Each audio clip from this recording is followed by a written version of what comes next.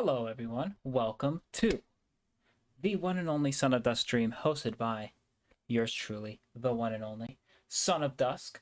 And yes, I know, I kind of disappeared for a little bit. Spending some time with some people I care about, and working. That's like, most of what I'm doing outside of streaming is working. However, I do have a life outside of streaming and working. So, we are back though. And of course, I gotta continue where I left off on Phoenix Wright, Ace Attorney. Welcome, Jordan. Welcome, Scorbunny. Welcome, Sun Werewolf. And welcome anyone else who has not said hello in chat. Glad to have you here. Thank you so much, Jordan, for welcoming me back. But we got some gaming to do. So let's not dwell any further, and let's get straight to business. Phoenix Wright, Ace Attorney. Alright, ladies and gentlemen. So, last time we left off, we were doing the trial for Edgeworth, because he is charged with murder. Alright, time to pause. Alright, Turnabout Goodbyes, Day 3 trial. It is time. Trying to use my free time more wisely the past few months? Yeah, I can understand that. A lot of my free time is spent sleeping or doing things that are not super important, so... in all fairness. Court is now in session for the trial of Mr. Miles Edgeworth. The defense is ready, Your Honor. What? You don't want to say anything? Sleeping sucks ass, wish it didn't exist. True! I literally couldn't agree more. I can't stand feeling tired and wanting to sleep. I want to be awake 24/7 and doing stuff. You know? Sleep should be an optional thing. Like, if you just want to have the sensation of sleeping, then you should be able to do it. But making it a biological necessity? Come on. Now, in all fairness... perhaps if we didn't have sleep, we would have 16-hour work days instead of 8-hour work days. But, you know, hopefully we would have come far along enough to not have to do that, right? Why couldn't it be like 4? Yeah, we could have been like cats, you know? Then cats, like, sleep for like an hour multiple times throughout the day, but... yeah, I don't know, man. Very well. Apparently the prosecution is also ready. Who's the judge here anyway? Mr. Von Karma, your opening statement. Very well. No opening statements. So, lions sleep 20 hours a day? Insane. King of the jungle. Not so fast, Judge. I was taking a meaningful pause before speaking. Fuck off. Meaningful pause. Bitch, nothing you do has meaning. Your life is nothing. You serve no purpose. You should kill yourself now. That's how I feel. A prediction. Today's trial will end 3 minutes from now. Okay, that has nothing to do with anything. Stay on topic, bitch. Order! Order! The judge is always like, what the fuck did I sign up for? He needs to be more authoritative. He only is authoritative when he says order to the fucking jury. Mr. Von Karma, what is the meaning of the statement? What? Your statement just now, whatever. Object to what? Bah! Must you question everything? That's literally his job. He's the judge. What do you mean? It will be over in 3 minutes. We have no time to waste. I'll call my witness now. Right. I call my witness, my decisive witness, to the stand. It's that mysterious boat shop owner. I might play the second game soon. I don't even know what the second game is. I just know the trilogy. Witness, state your profession. Oh wait, the trilogy has the second game. This is still all the first game.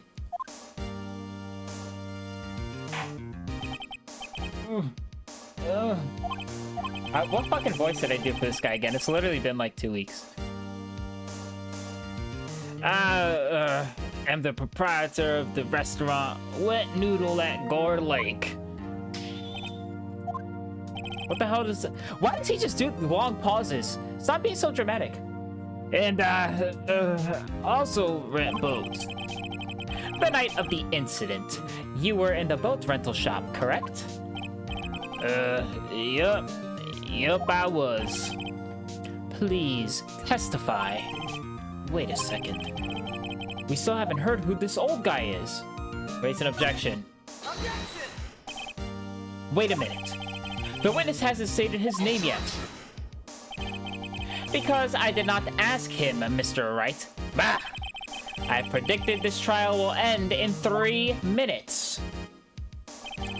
Stop asking trivial questions and cooperate. Yeah, right. The witness will state his name.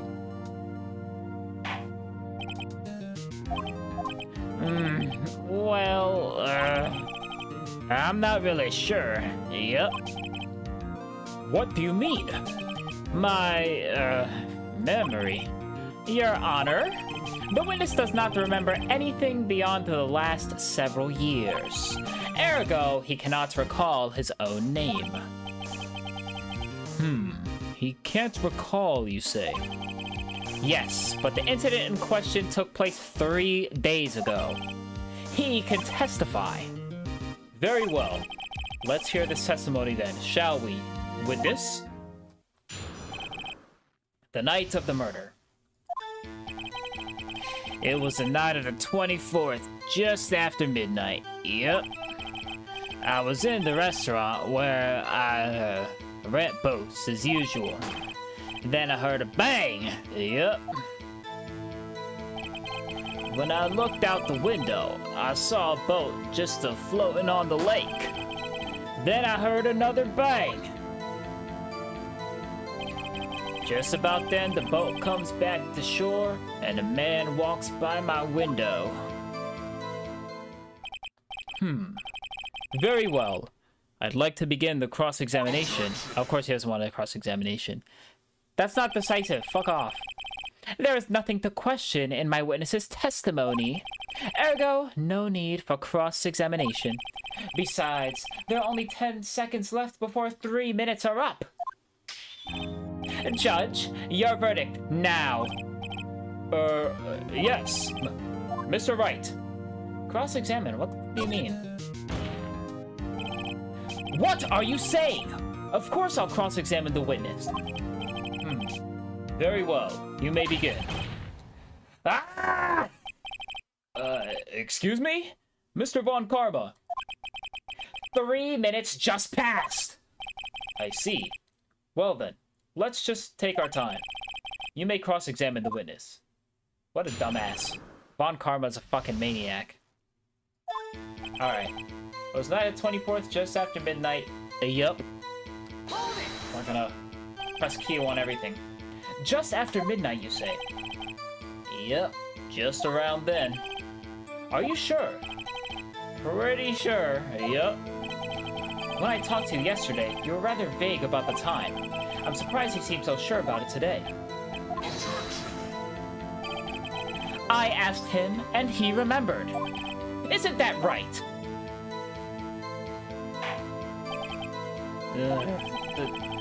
Don't glare at me like that. I remembered it clearly. I did, yep. You see? Continue. It's a restaurant where I rent books. Okay.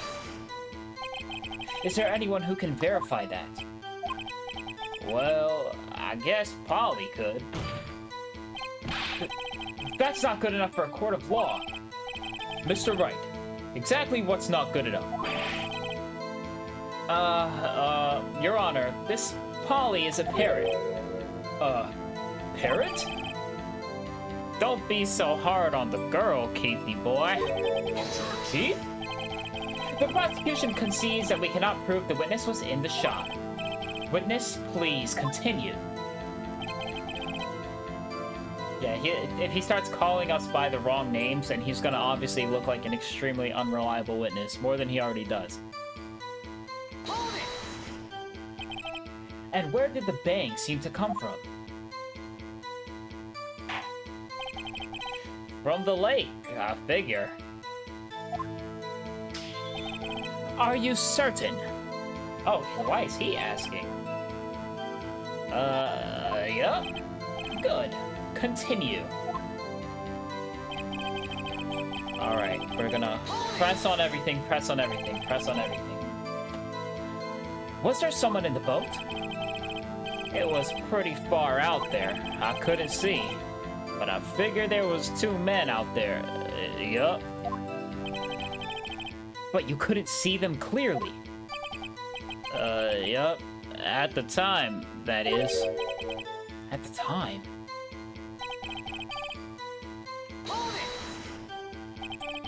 So you heard 2 gunshots total. Yup. That's what Lotta said in her testimony yesterday. Alright, and then finally, the final sentence. By your window?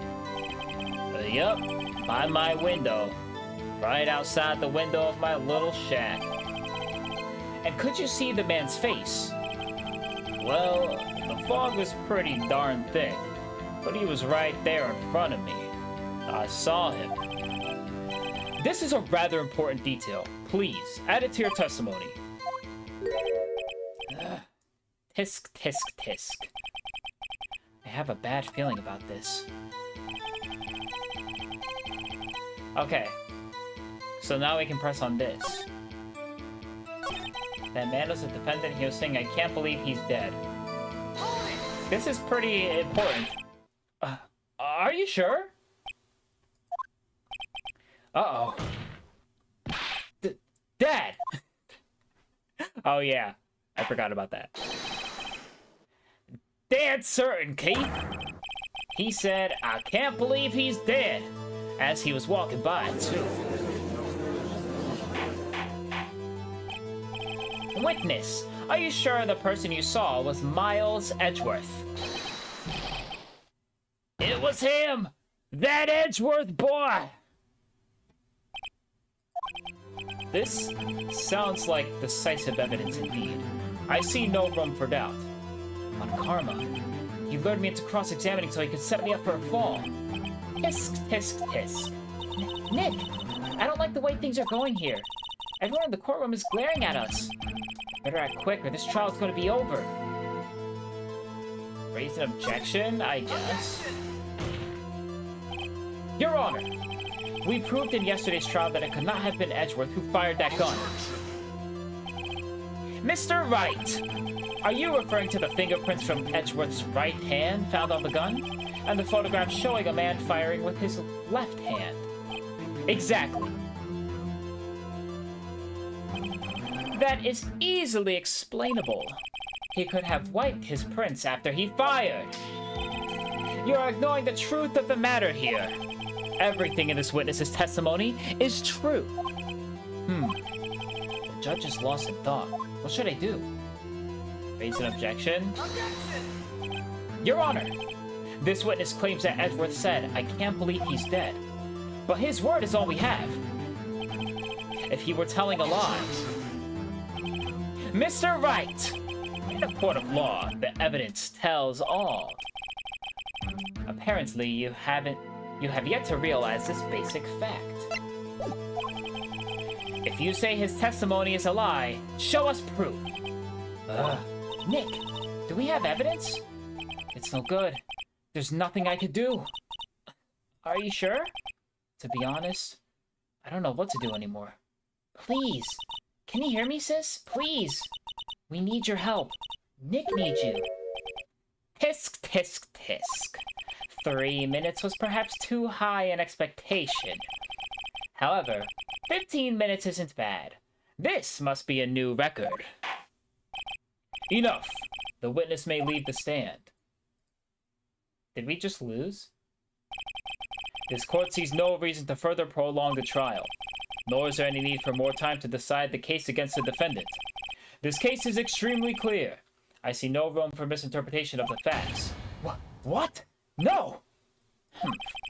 This court finds the defendant, Mr. Miles Edgeworth, guilty. Wow, we actually just lose. That's crazy. Pressing, that's the first time that pressing has had negative consequences.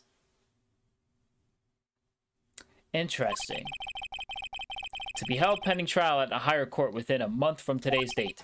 That is all. This court is adjourned. Okay, so I lose. Wait! Huh? Who was that just now? Me! Huh? What? Larry? What are you doing here? Okay, I thought I just game overed. I guess I'm glad I didn't present any evidence at any point. Listen! You gotta listen to me. I was there in the park, the night of the murder. I wasn't sure about it until just yesterday. But today, I remembered it! Remember what? The gunshot! I heard it too. The goat butt's true! Order! What is the meaning of this? The verdict has been decided. I call for adjournment. One moment, Mr. Von Karma. So, you say you heard a gunshot? Yeah, I did.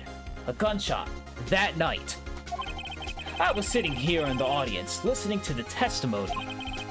Then I realized something he said was different from what I remember. Anyhow, I can't just sit here and let you call Edgy a murderer. It's just not right. I'll testify. Let me testify. Order! Order! Well, this is the first time something has happened like this in my court.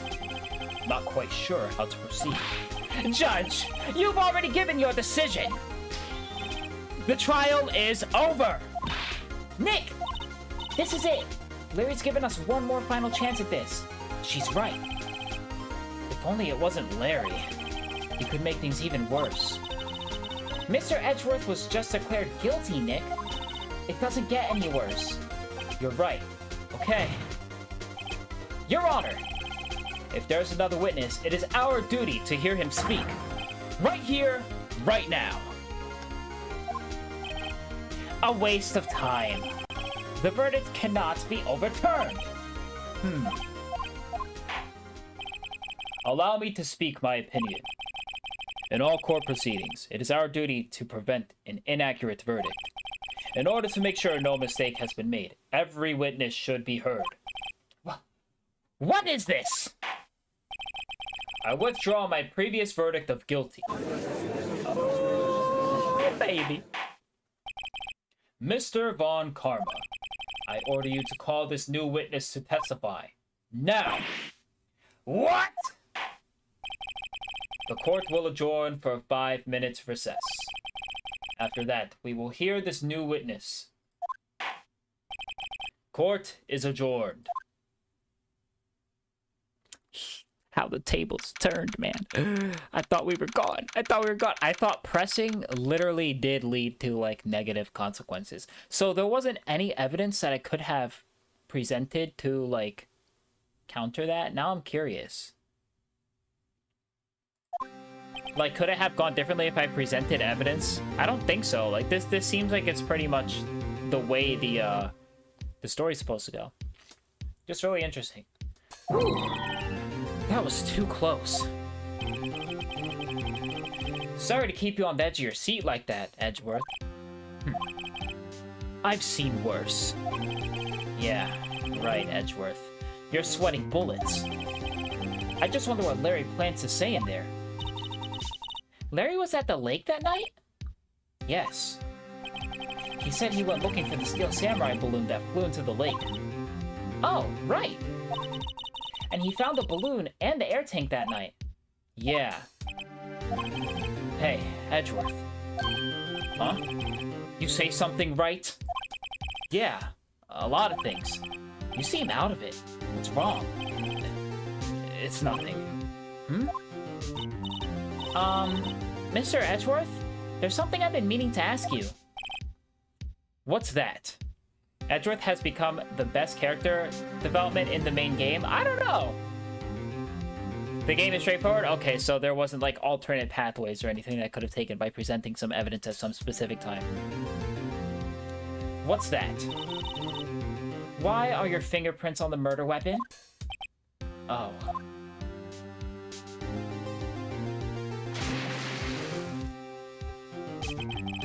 When he fell into the lake, I went into a daze.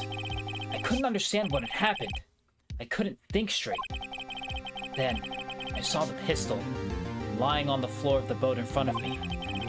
I picked it up without thinking. I didn't have a reason, really. Thousand-Year Door? Thousand-Year Door will continue another time. Did I forget to change the game, or am I stupid? I probably forgot to change the game. Hold on.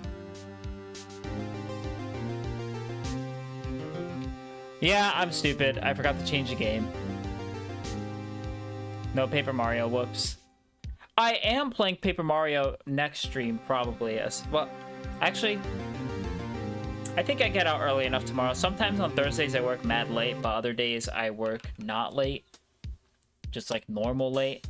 Yeah, I need to change the game though. My apologies. My apologies. Char Online. Phoenix Wright is good? Okay, cool, cool. Also, welcome. But yeah, I will be playing Paper Mario more as time goes on. Alright. Back to it, back to it. I see. Right. Yeah? This might be our chance. Our chance? Von Karma has only ever run perfect trials. Perfect trials? Perfectly prepared witnesses, perfectly complete evidence. That's the secret to his success. This is the first time he's ever had to deal with something unexpected. He has to let someone he hasn't even talked to testify before the court. And that someone is Larry. What are you getting at? It's likely his testimony will be full of holes, right? That's right, Nick! No 10-minute trial this time. We'll milk this one for all it's worth. Hey, it was 15 minutes! 15! Everything's on Larry now. December 27th, 10:35 a.m. District Court, courtroom number 3. Larry Butts to the stand, baby. Harry Butts, as Gumshoe would say. Harry Butts. Edgeworth is slowly becoming more empathetic. Yeah, I hope he gets even more character development. Court is now back in session. Witness, please testify to the court about everything that you saw on the night of December 24th. Right, leave it to me. Please, Larry, don't mess this one up. I hate to admit it, but you're our last chance. His game comes out tomorrow, I kind of want it. Hey, maybe I'll play it on stream. Maybe I'll play the Edgeworth game on stream, since it's coming out on Switch at some point. Von Karma didn't even have time to prep his witness. I just hope Edgeworth is right about this being our big break. Witness testimony the night of the murder. That night, I was out in a boat on the lake. I was looking for something, and I found it. So I quietly slipped the boat back at the rental shop dock. Then, just as I was thinking about going home, I heard this bang. I looked out over the lake, but I didn't see a boat. So after I heard that single gunshot, I went home.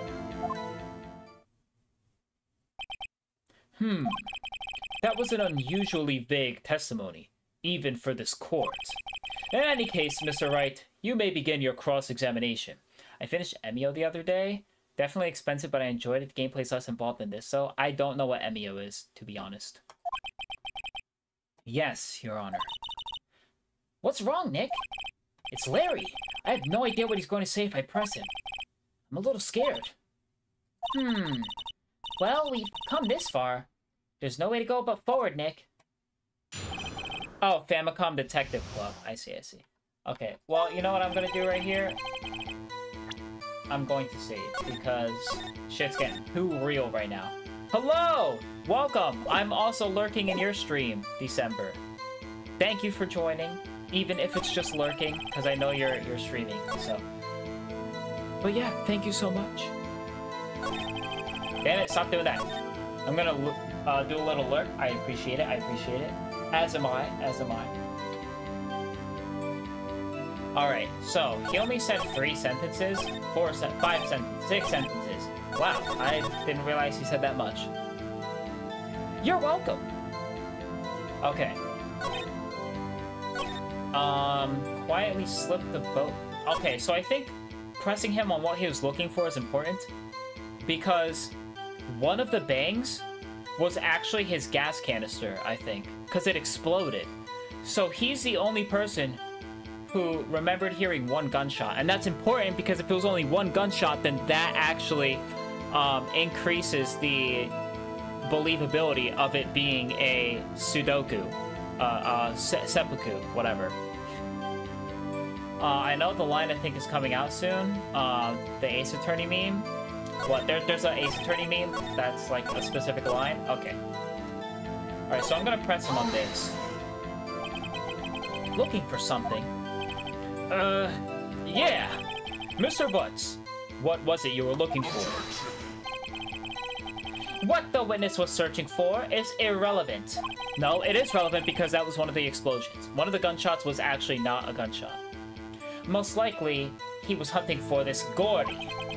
That's surprisingly close to the truth, in a sense. This is all irrelevant. Let's get it over with. Okay.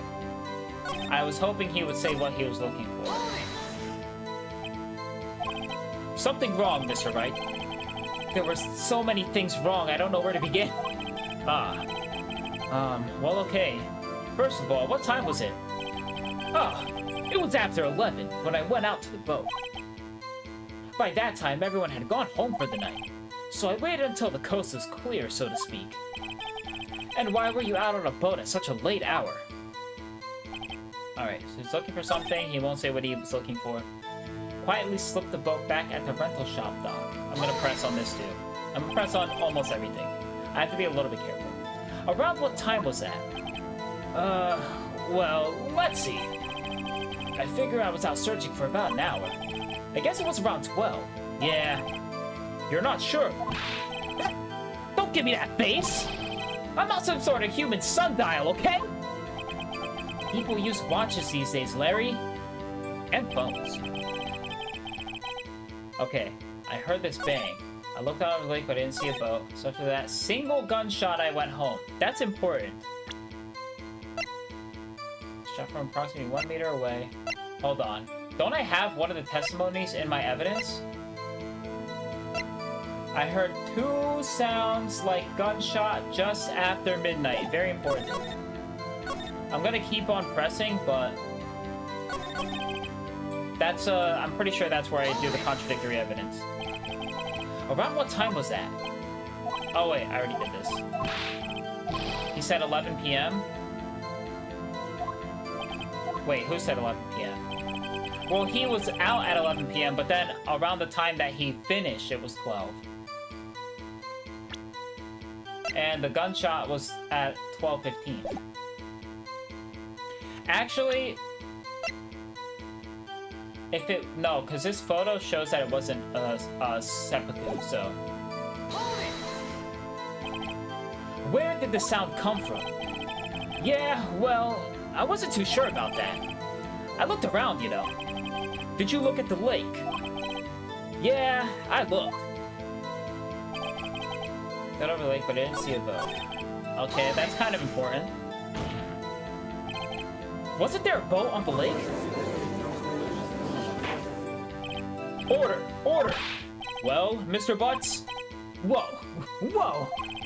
Everybody just calm down, okay? I mean, it was real foggy that night.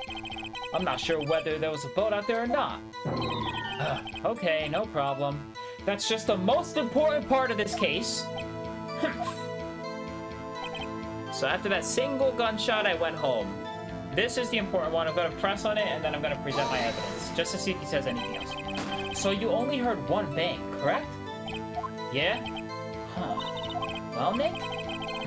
It's pretty wishy-washy testimony, wasn't it? I guess I should just start working on the contradictions. Sorry. I wish I could be more helpful. I wish I could call my sister. Okay, well, I know exactly what contradiction I'm going to look for. Hold it!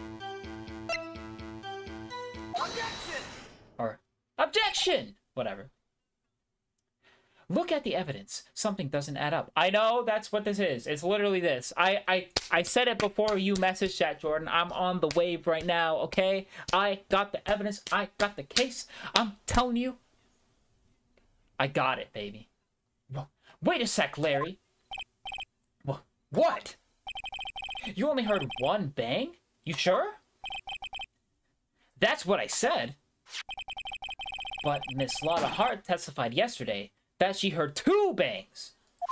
2! And the old man just now said the same thing. They both heard 2 gunshots that night. Huh? Were you even listening? Were you paying attention at all to what they said? Yo, Nick, please. Huh? You know, something's been bothering me. I'm a witness, see? I'm like a customer here. So you gotta treat me nice and stuff, okay? Mr. Butts. What? You only heard 1 gunshot. Are you sure? Well, to tell you the truth, I'm not sure. Huh? Not sure? How could you not be sure?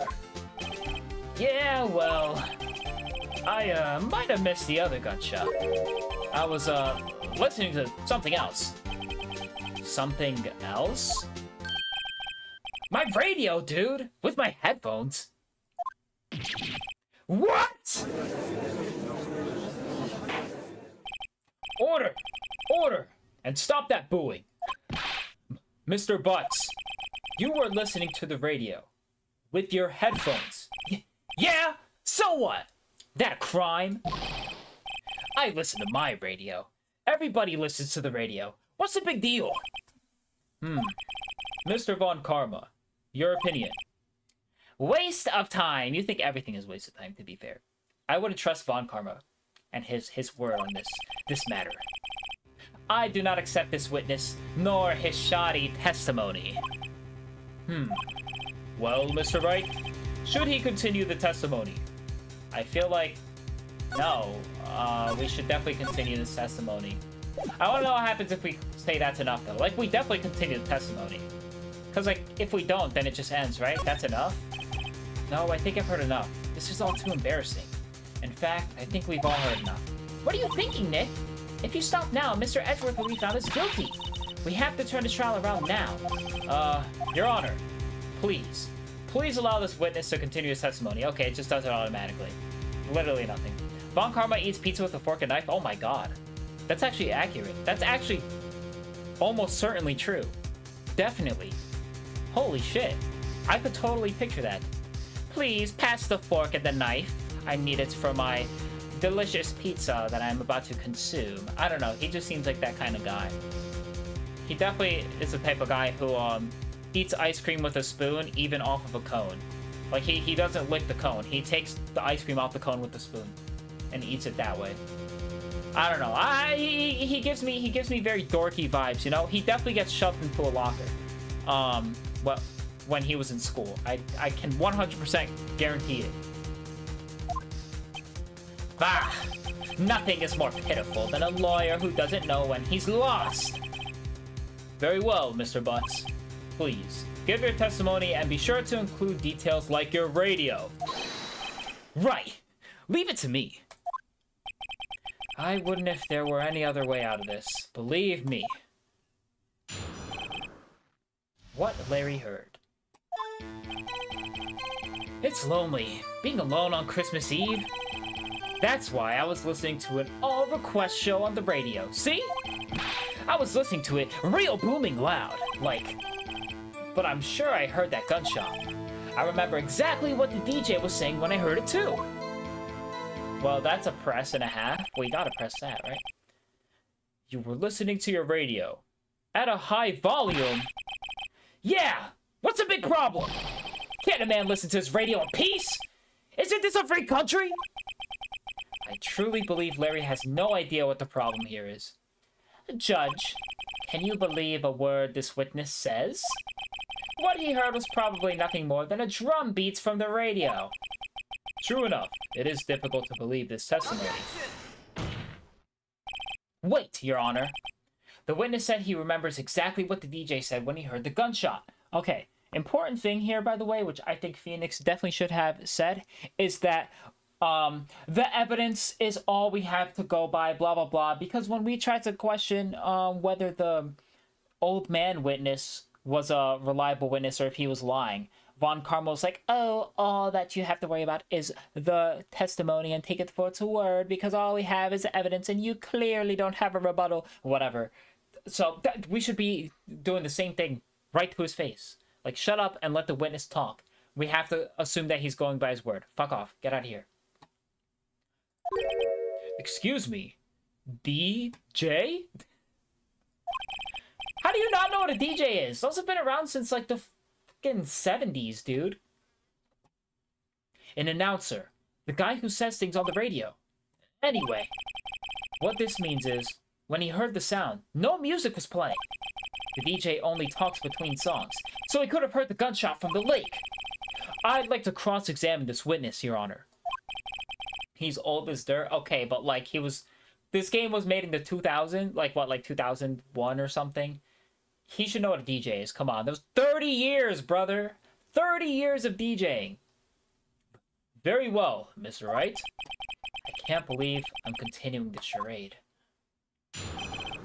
Alright. What Larry heard. It's lonely being alone on Christmas Eve. That's why I was listening to an all-request show on the radio. Okay, let's start pressing. I don't think there's really any need to press this, but I still want to see what happens if I press. So, you turned on the radio. Right. I just wanted to hear someone's voice, you know? You don't know what it's like out there, alone, on Christmas Eve, alone! I shouldn't have said anything.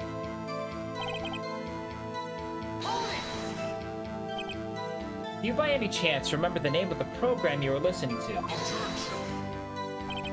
This has nothing to do with the case, Your Honor. Objection sustained. The witness was listening to the radio. That is all we need to know. Tell us, Mr. Butts, how loud was your radio set to that night? I was listening to it real booming loud, like... Real booming loud?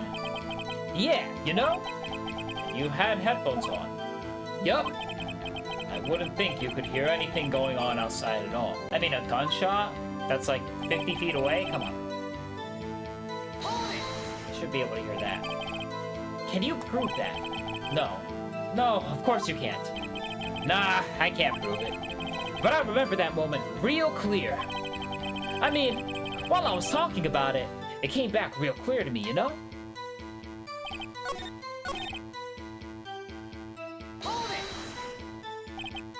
What did she say? Mr. Wright, please cease these pointless questions. What possible good could knowing what a radio DJ said do us?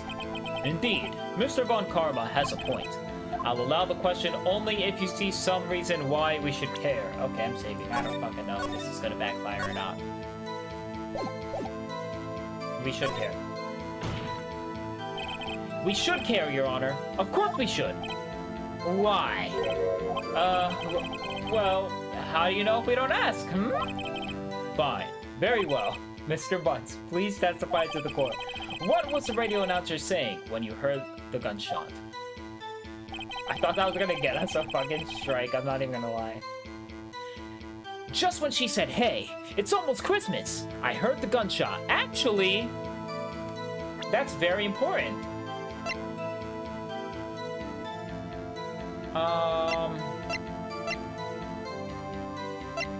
Because wasn't this taken at 12:15?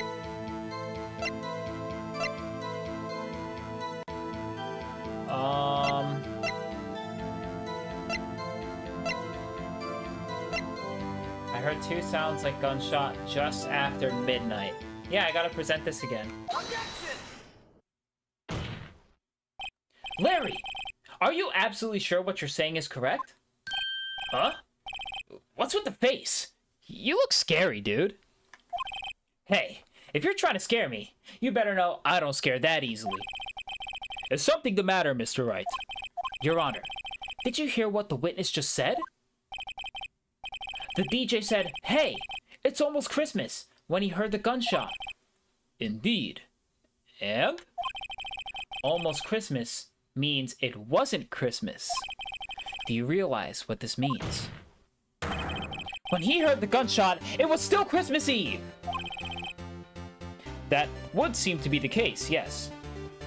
Almost Christmas means it wasn't Christmas. Let's go! True! That is a really funny line, though. It was almost Christmas, so it's not Christmas. You don't say that was the meme? That is a pretty good line, though. That is a pretty good line. It was almost Christmas means it wasn't Christmas. That would seem to be the case, yes. But that contradicts the two testimonies we have heard so far, Your Honor. Both Miss Hart and the old man said it was after midnight when they heard those gunshots. In other words, when they heard the gunshots, it was already Christmas. This is a clear contradiction, Your Honor. I guess I'll be posting it during Christmas Eve. It was almost Christmas means it wasn't Christmas.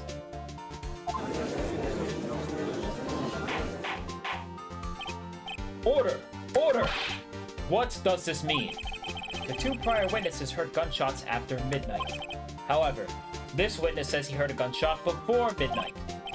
Judge, the answer is simple. The current witness is plainly mistaken. Just look at him. Suspicious. What? Well, Mr. Wright, what do you think about Mr. Butt's claim he heard the gunshot before midnight? I'm gonna say Larry's right. Here's the thing.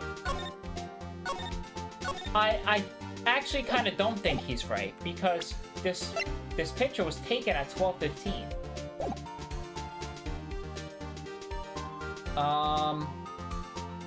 But I'm gonna just assume Larry's right.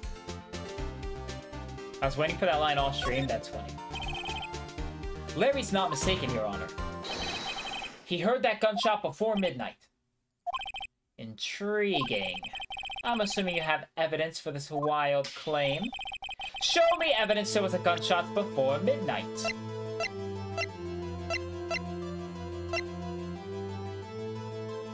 Okay, can we actually present Polly?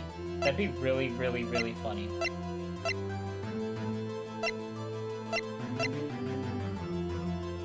I'm gonna present the camera. I have a favorite saying. I'd like to share it with the court. Youth and stupidity go hand in hand.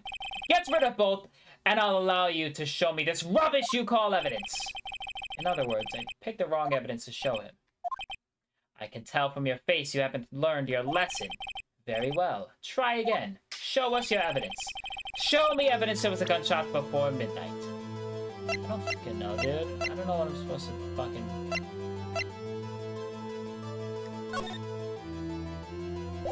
Save? I saved right before this.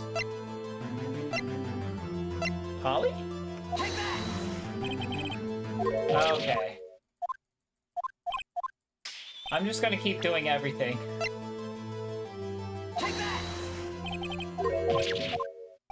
Holy moly. I'm surprised he's giving us this many chances. To be honest. Wait, second lake photo? Look at this photograph.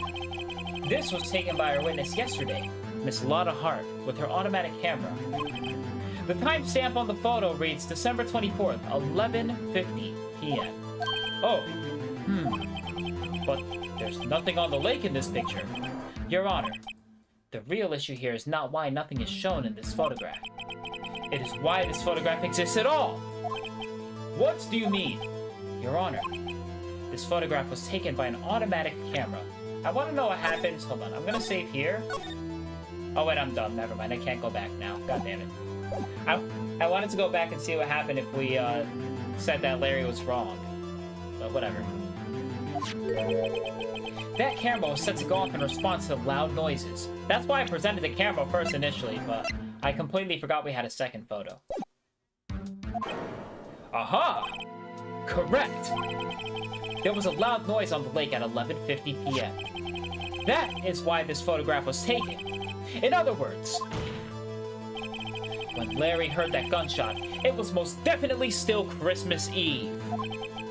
Indeed, it would seem that is the case. Then, where does that leave us? Miss Hart testified that she heard the gunshot after midnight. Are you claiming she was mistaken? Not at all, Your Honor. It is a fact that the camera also triggered at 15 minutes after midnight. Your Honor, that night there were 2 sets of gunshots, with a 25-minute pause between them. Why would this be? Don't be fooled, Judge! That camera was set to respond to loud noises. Yes? Tisk tisk. Silly Judge. There is no proof that the loud noise at 11:50 was a gunshot. Why, the witness could have sneezed, triggering the camera. Hey! My nose was clear that night, man! Clear! Well, Mr. Wright, there's no turning back now. Can you prove that the loud noise at 11:50 p.m. was indeed a gunshot? Please, show the court evidence if you have any. Man, I don't fucking know. I want to show Polly, to be honest, but... Holy bajoli, I don't really know Lee.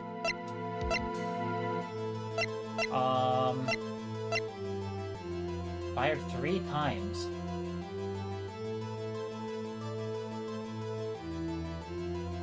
I mean, it was fired 3 times. I feel like that's kind of evidence. Take that! This is my evidence. Yes, let's go. That was it. The murder weapon. Something about this pistol was bothering me, Your Honor. Both of the witnesses who testified yesterday heard 2 gunshots. However, the murder weapon was fired 3 times. When, then, was the last shot fired? Only now have I realized the truth. That 3rd shot was the shot Larry heard just before midnight. Order! Order! That would make sense of the evidence we've seen so far. However, this leaves me wondering exactly what did happen that night on the lake. Exactly! If this is true, there were 2 sets of gunshots separated by 25 minutes. One at 11:50, another at 15 minutes after midnight. Why, I ask you? Why? Uh-oh, I better think of something quick. Wait a second. Gunshots separated by 25 minutes? Ah! What's wrong, Nick? I have it! I have it! Huh? Remember the case with the Steel Samurai? Huh? Yeah, of course I remember. The murderer in this case had the same idea as the murderer in that case! What do you mean? Maya! Yes? If we don't figure this out now, we'll never overturn Edgeworth's guilty verdict. I've got a hunch, and I'm gonna run with it. Right, I mean, is this safe? Safe? We've already got a guilty verdict! We have nothing to lose. You just watch and let me know if I say anything that sounds fishy, okay? Right, Nick. Your Honor! Yes, Mr. Wright? The testimony just now has cleared up this entire case. What do you mean, Mr. Wright? Tisk, tisk, tisk. So, you finally realized the truth. There can be no other murderer here than Miles Edgeworth himself. You're wrong, Mr. Von Karma. A man was shot that night, but it wasn't Edgeworth who did the shooting. Tisk, tisk. Listen, rookie. Take a deep breath and consider the facts. At the time of the murder, 1 boat was on that lake. This was shown by the witness's photograph. The defendant, Edgeworth, and the victim, Robert Hammond, were on that boat.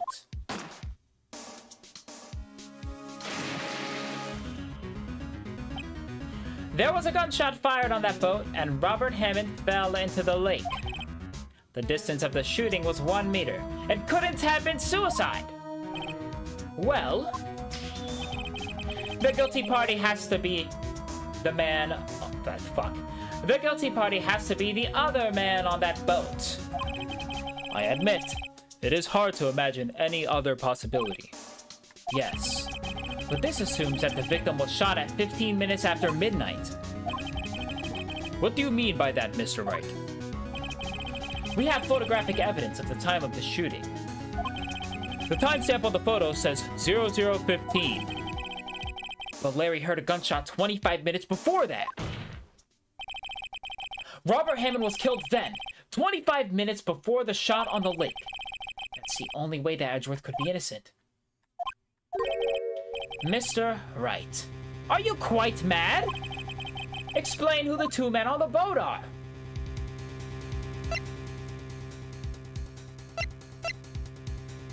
Ooh. Ooh, I'm saving. I'm still gonna try to make a proper guess. I am going to assume it's actually Edgeworth and the murderer.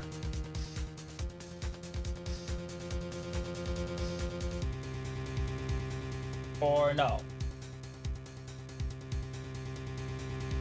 Yeah. Of course. It was Edgeworth and the murderer. After the murderer killed Robert Hammond at 11:50, he assumed the guise of Mr. Hammond and met Edgeworth.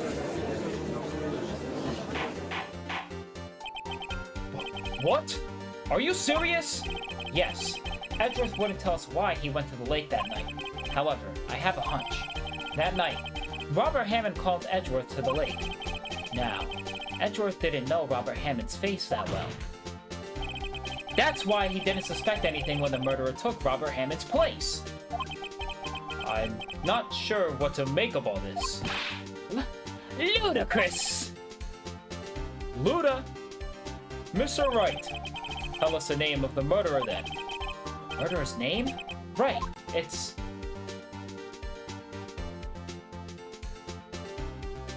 If it was Lotta Hart, that would be insane. Man, I don't fucking know. Okay, but real quick, I actually want to load this up and see what happens if I say it was the murderer Hammond. Let's see. What are you saying? That contradicts what you just told the court. You said Robert Hammond, blah blah blah. Okay. Yeah.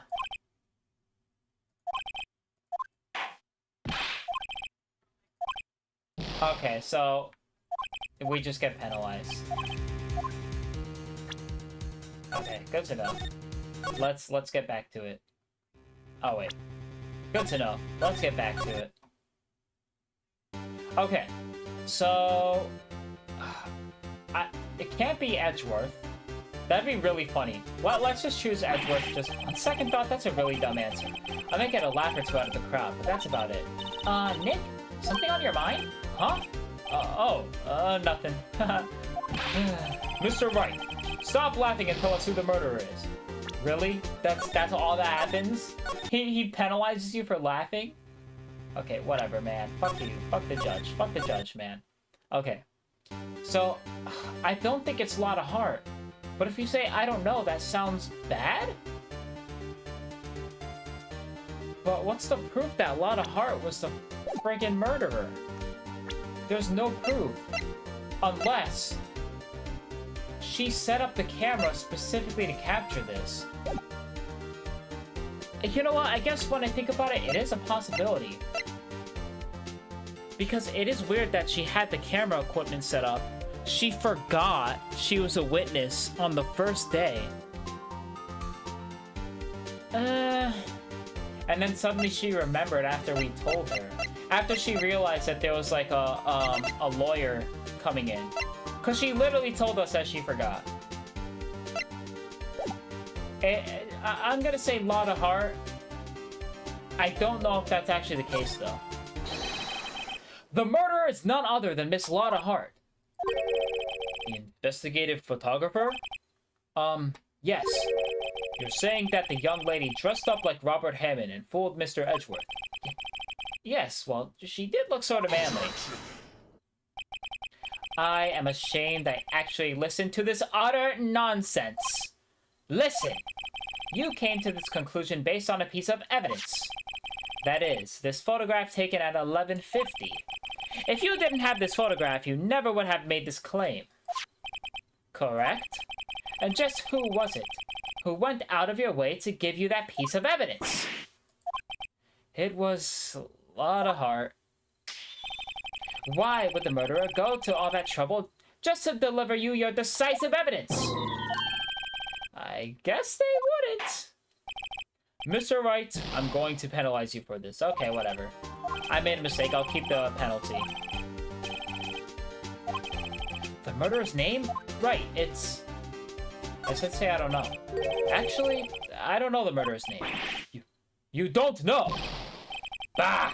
Again, you waste my time. I don't know because he never told us. The murderer is the caretaker of the boat shop. That old man. Oh. I see. I see. At 11:50, he was the one who killed Robert Hammond. The caretaker of the boat shop. Where did he do this? There weren't any boats on the lake then. Why would he have to go all the way out to the lake just to shoot someone? May I suggest that the real scene of this crime was not on a boat? What? Well then, where did the murder take place? Show the judge where the murder really took place. Probably right here. Take that! Around here, maybe? Maybe, Mr. Wright. And does that maybe include the reason why the killer would choose that spot? Yes, well, maybe because there is no good reason. The murderer thought we'd never expect it, and we're getting penalized. Oh, we're not getting penalized. Man, I don't really know. Where would it take place? If they were out here in the middle of the lake...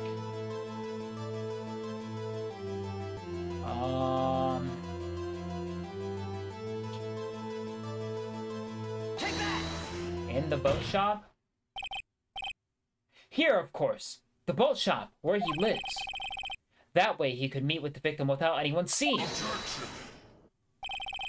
Do you have proof that the boat shop was the scene of the crime? Recall Larry's testimony, if you will. The boat just moving around randomly.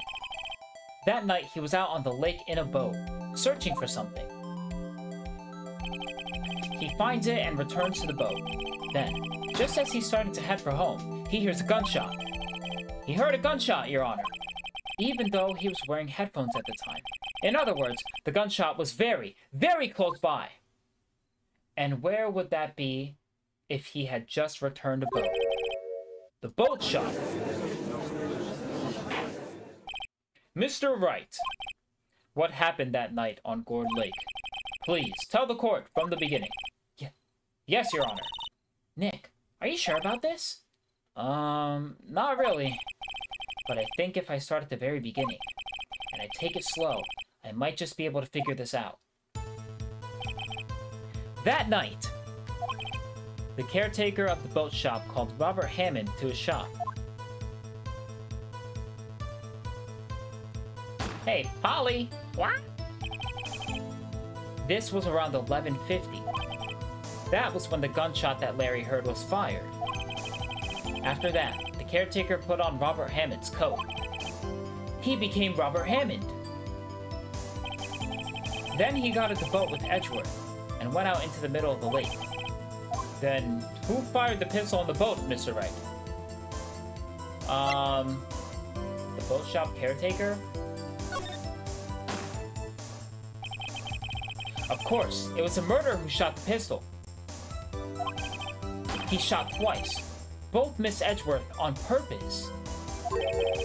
Wait a minute. Yes? Why would he shoot twice if he didn't mean to hit anyone? Details, details. Know this, Mr. Wright. The moment you run out of explanations is the moment you lose. Tell us why the murderer had to fire it twice.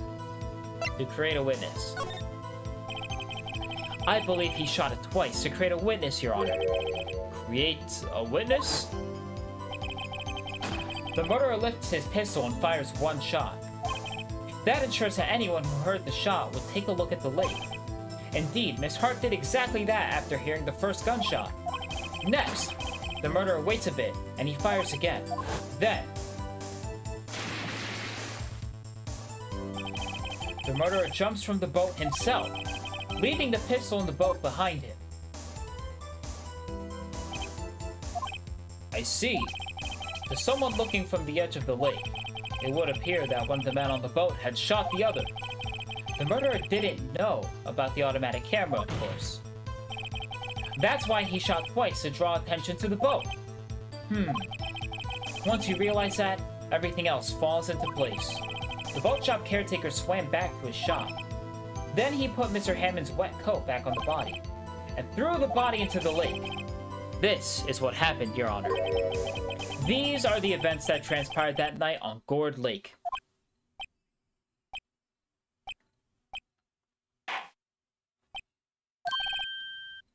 Bailiff, bring out the witness from before. The boat shop caretaker, quickly!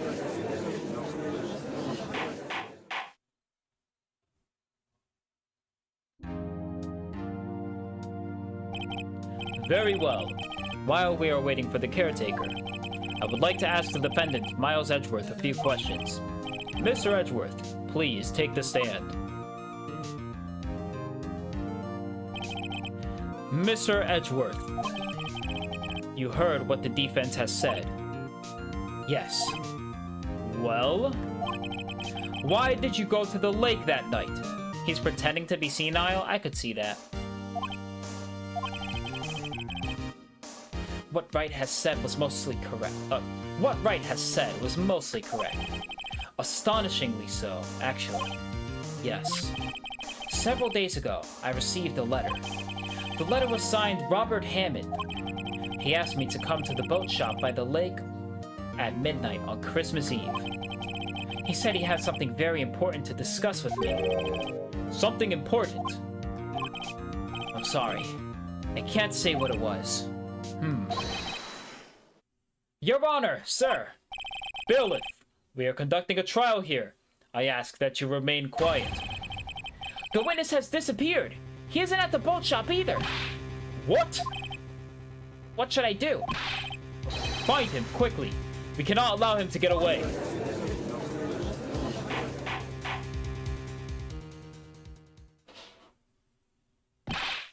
Mr. Von Karma, your witness has disappeared. A search warrant has already been issued. It goes without saying that I cannot declare a verdict under these circumstances. I will extend the trial until tomorrow, the final day allowed. I request that the police department utilize all its forces to find that witness. Am I understood? One more thing. Just who is that boat shop caretaker? I think his identity has become very important to this trial. I want him, and I want to know who he is. Very well. Court is adjourned. We did it. We did it, baby. Edgeworth is free. Well, kind of. December 27th, 1:22 p.m. District Court, Defendant Lobby number 2. Yeah, Nick, you did it! Yeah, well, at least we got out from under that guilty verdict. And what about Larry? That was something else. Even Von Karma didn't know what to do with his testimony. Larry really helped us out. Sure, once I sifted through his unique testimony. Still, he did save us. I just wish our cases weren't so down to the wire all the time. I know what you mean. Sometimes I feel like it's us on trial instead of our clients. Hey, Edgeworth? Mr. Edgeworth? Did you say something? Don't look so pained. I mean, it looks like you're probably gonna get off the hook. You could try to smile just a little. Relax. I'm sorry, but I fear it's not over for me yet. What do you mean? Right. There's something that's been troubling me for a long time now. And I don't know whether or not to tell you. Edgeworth? No. There's so little time left. I want to tell you, to get it off my chest, but... I can't make up my mind. What is this about, Edgeworth? It's a nightmare I've had. A memory of a crime that I committed. A crime you committed? A memory of a murder. To be continued. Next part of the chapter, baby. This is a long one. Holy shiz. Wait. No, I want this one. Okay. December 27th, 2:11 p.m. Wright and Co. Law Offices. Next one's even longer. Jeebus. What was Mr. Edgeworth talking about? A memory of a crime that I committed. A memory of a murder. Do you really think Mr. Edgeworth killed? I don't believe it. Not Edgeworth. Some painful memory has been troubling him recently. But he never takes someone's life. Never! Nick? Yo! How's everyone doing? What do you think of my performance today? I had him swooning in the aisles, huh? Maya. Swooning? Me? Oh, yeah. I do remember feeling faint. That's funny. Right on! Tell me the truth. It was like love at first sight, right? Right, Nick? Me? Maybe my heart skipped a beat or two. I think you can do better than that. Come on! I saved Edgeworth in there, dude. Edgy! You guys should be bowing before me. Yeah! Bow before your hero! Larry, you really helped out the trial today. You did! If you weren't there, Larry, I'm sure Mr. Edgeworth would have been found guilty. But seriously, Nick, that boat shop caretaker guy is pretty suspicious. But Edgy ain't off the hook yet. Way to spoil the mood, Larry. Hey, I'm just a guy sitting in the audience, you know. But from where I was sitting, Edgy seemed pretty... edgy. I mean, can you really know he's telling the truth about that night? Nick?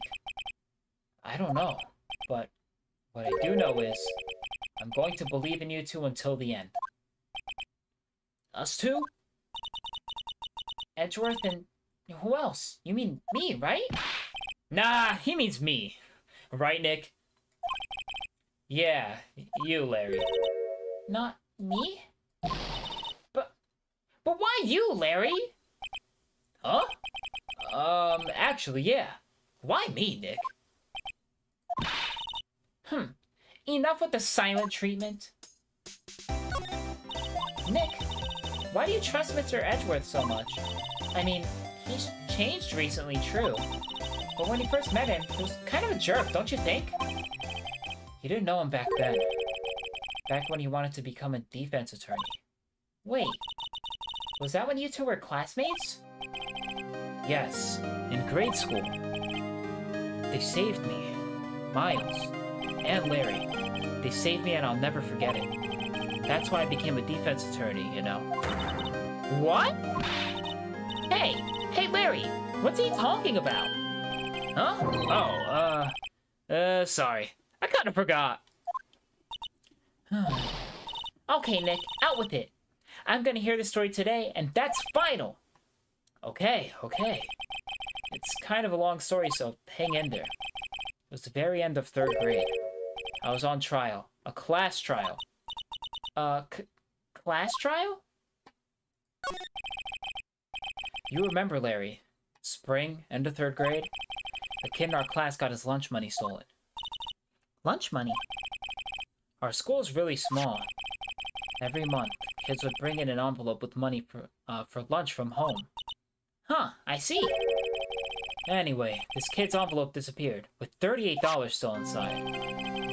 Oh, yeah, now that you mention it, I do remember that. I can see why you'd forget, though. You were out of school that day. Anyway, the envelope had been stolen during PE class. I was coming down with a cold, so I'd skip PE that day. I was the only one not in class. So, they thought you did it? Yeah, the kids in class said I should be put on trial. Trial? So the next day, we held the classroom trial, with me as the defendant. Hey, it's Larry! I didn't do it! Guilty! He did it! Guilty? It was you! Give the money back! You're such a meanie!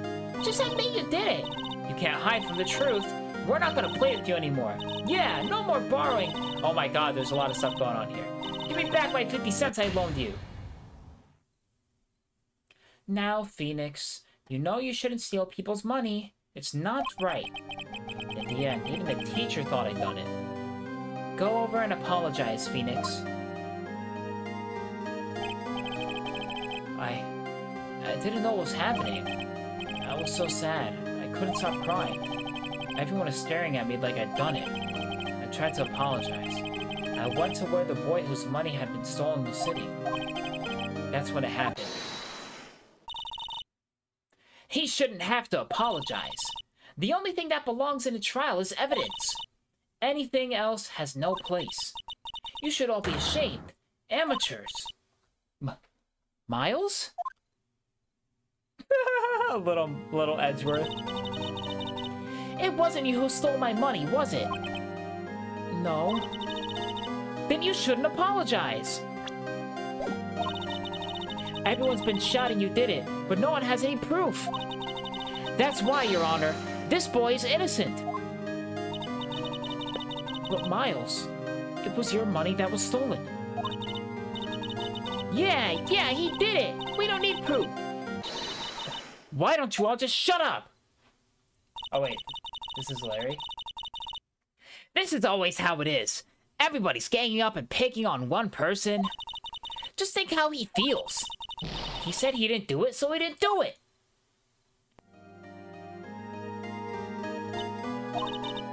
Very well. I will replace the money myself. This class trial is over. That's how it happened. After that, the three of us were the best of friends. Wow. I had no idea. Yeah, I had no idea either. I mean, I forgot. That's when I learned what it meant to be alone. Totally alone. Without a friend in the world. You did a good thing, Larry. Yeah, well... I was just lucky that I took the day off from school. If I'd been there, they would have thought I'd done it. So I took it kind of personally, see? When something smells, it's usually the butts. Anyway, Edgeworth and I talked after that class trial. That's when I heard his father was a defense attorney. I remember his eyes would shine when he talked about his father.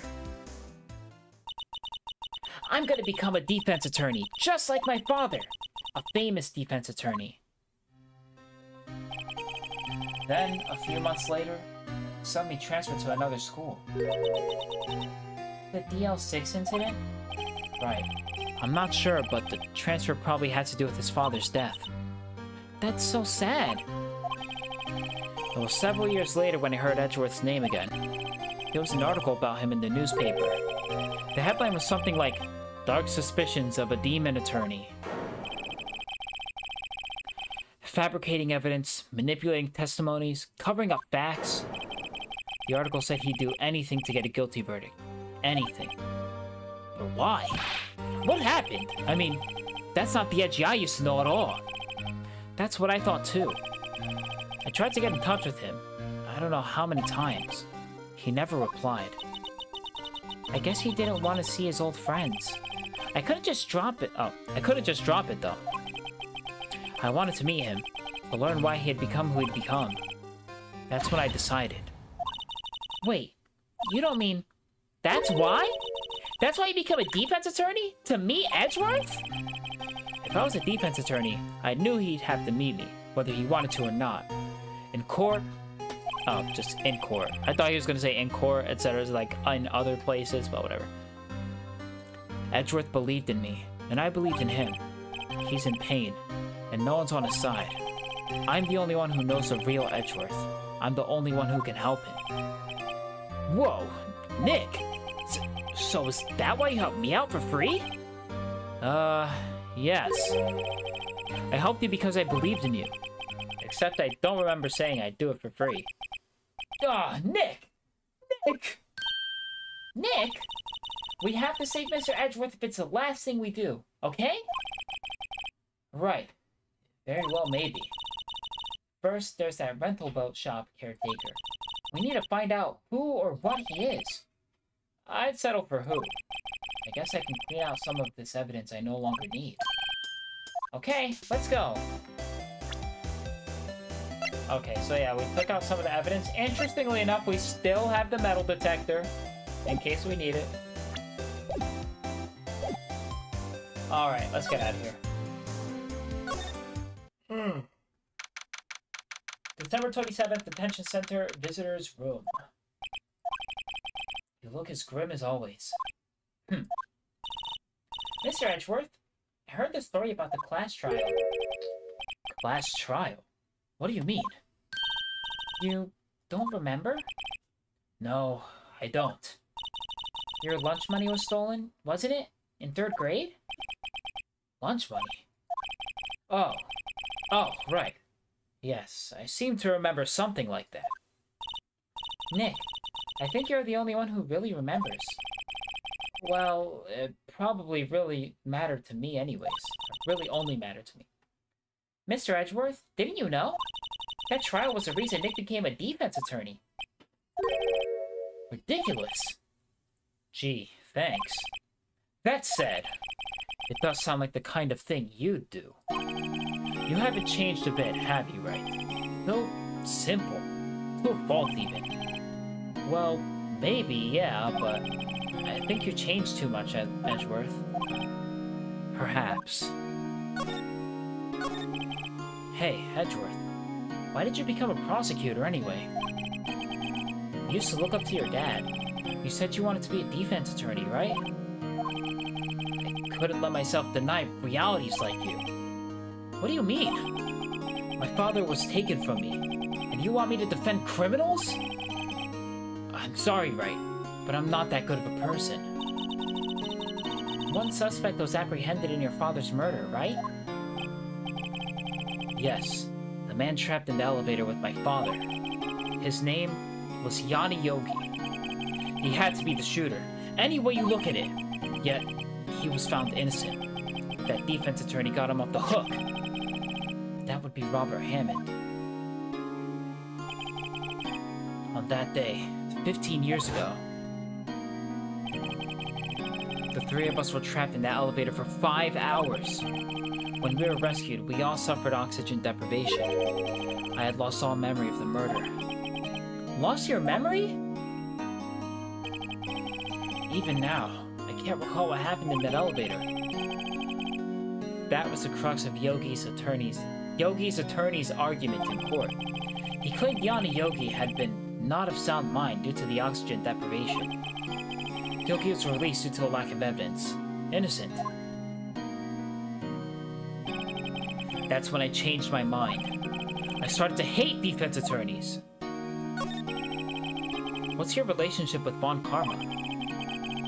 He's my teacher, and a man who deserves respect.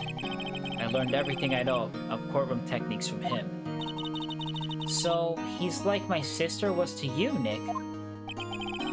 He is a perfectionist in all things. In court, in his personal life, he is obsessed with doing everything perfectly. Perfectly, huh? In all the cases he has taken on, none were left unsolved. And not one suspect was declared innocent. Ever. But that's... I know. It's possible some of the suspects were indeed innocent. However, It is impossible for us to accurately determine that in every case. All Von Karma does in his job is to find the suspect guilty, perfectly. In any case, it's nigh well impossible to find a weakness in him. Should a weakness appear, he would do everything in his power to make it go away. Edgeworth? If what you're saying is true, you're headed for a guilty sentence tomorrow. He's right! Now's no time to praise the enemy, Mr. Edgeworth. It's a strange situation in which I find myself, I'll admit. No kidding. Okay, I want to present to him this. Nick! No! That's a photo of his father. Don't show him that. You're right. Now probably isn't a good time to dredge up those memories. What is it? Nothing. Huh?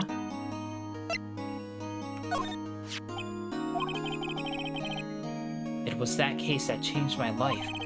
And tomorrow, on December 28th, its statute of limitations runs out. Tomorrow? Could that be a coincidence? But even if this case is finally closed on paper, it will never be erased from my memory. Never. Poor Mr. Edgeworth.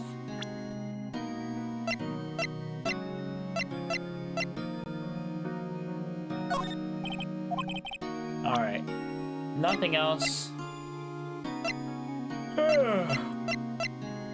I guess that's about it.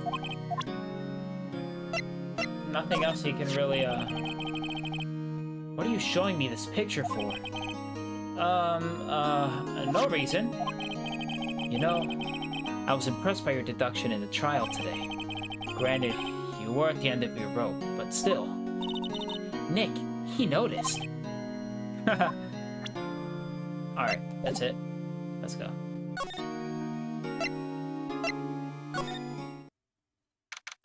December 27th, Police Department Criminal Affairs. Looks like Detective Gumshoe hasn't gotten back yet. Gumshoe?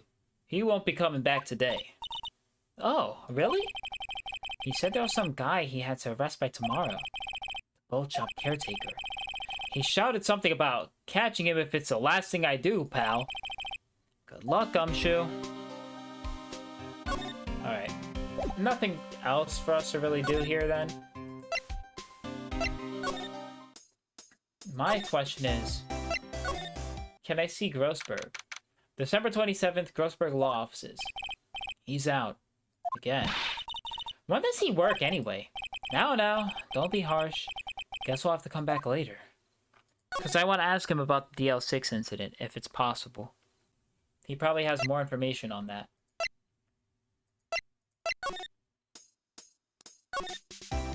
Back to the Gourd Lake entrance. December 27th, Gourd Lake Park entrance. Hey, Bow! Long time no see. Oh, Detective Gumshoe. Close one today, huh? I got so worked up, I snapped my tie in half. Sorry about that? No problem, pal. Thanks to you, we now know who really did it. You mean the boat shop caretaker? Look, I'll make you a promise. I'll have that scoundrel in my custody by trial time tomorrow. Come what may. It's my duty to you as a police officer. Now, I'm off to catch me a criminal. Detective Gumshoe sure is active today. Oh, one other thing. No one can go into the woods today. The woods? Where Lotta was camping? The woods are off limits to camping, and apparently the park ranger found out. He got pretty mad. No one can go in for a while. I guess that's Lotta's in a lot of trouble. I get it, haha. Anyway, I'll be seeing you tomorrow. Alright, let's get moving. Guess what we're gonna do anyways? Go straight into the woods. Huh? The steel eyesore is missing. Eyesore? Looks like the hot dog stand is closed, too. I guess Larry's too busy worrying about Edgeworth to show up for work. Guess Larry has today off. He was pretty happy about saving Mr. Edgeworth. True. We owe him big. Yeah, I don't think there's really anything else out here. Oh wait, hold on. This is new dialogue. Hold on. This lake sure likes to cause problems, doesn't it? Huh? I mean, everything that happened here turned out to be a lie. Gordy was a lie, and the charges against Mr. Edgeworth were all lies. I guess you're right.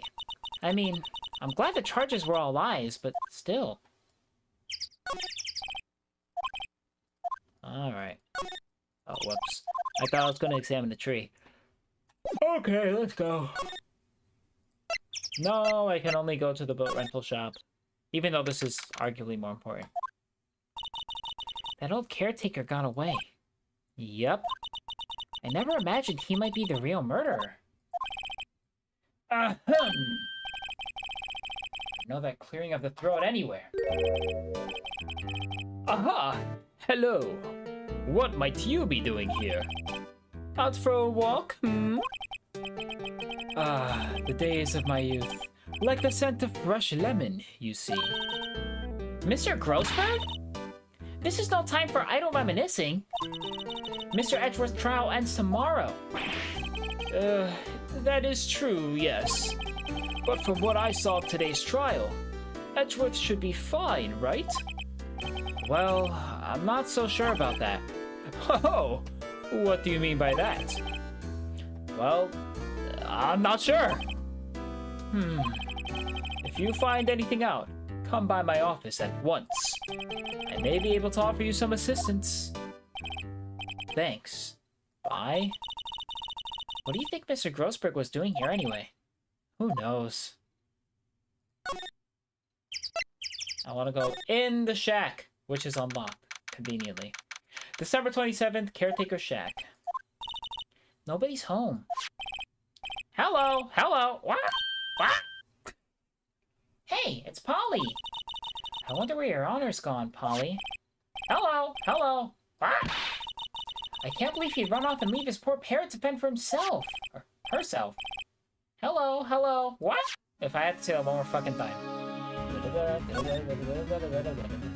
Okay, I want to unlock this. That reminds me, Nick. Polly here knows a number to the safe, right? Yeah, that's right. Polly, what's the number to the safe? 1228. What? Let's open it, Nick. Come on. Sure there isn't any money in there. Aw. But, hey. It keeps it locked, right? So there must be something of value in there. I'm not too sure. Okay, Nick. Let's see what's in there. Guess there might be a clue or two. The only thing in here is a letter? A letter? Aw, boring. There's no name or signature on this thing. It's handwritten in very precise, clear letters. Get your revenge on Miles Edgeworth.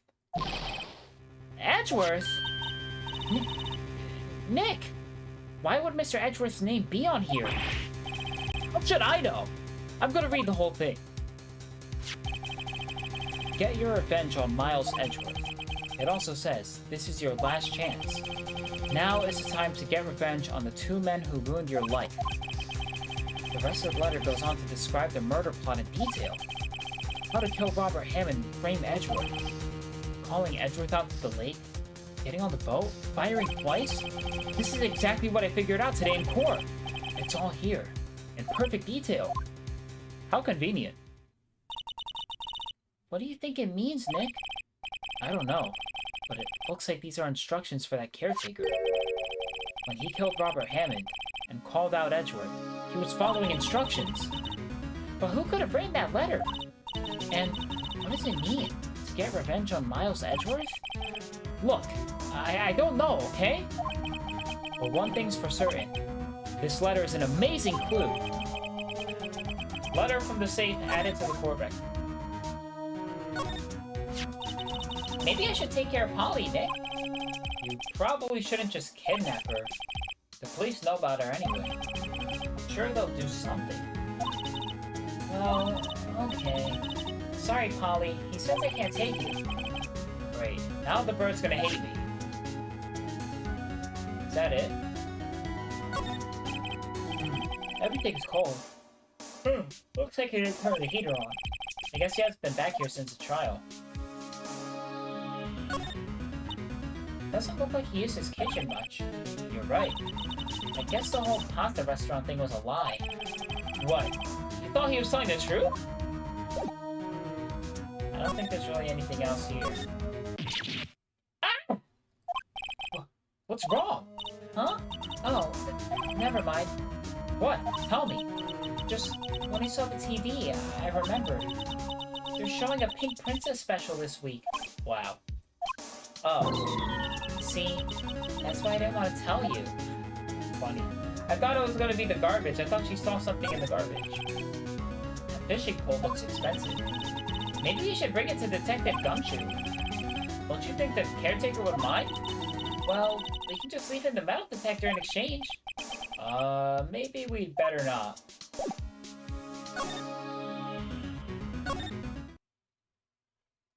Okay, pretty important. Oh wait, no. Get me out of here, get me out of here. Okay, so now I have to go back to Gourd Lake, then go back to the Wright and Cole offices. 1 day left, Nick. Yeah, I know. Well, no time to waste. Let's get going. Yeah, I know, damn. What do you think I'm doing? I'm going to Grothburg. Well, I want to also go back over here and see if Gumshoe's back, which he's not. Good to know, good to know. That's about it, right? I can't get anything else from, Edgeworth. This fucking guy's not even here?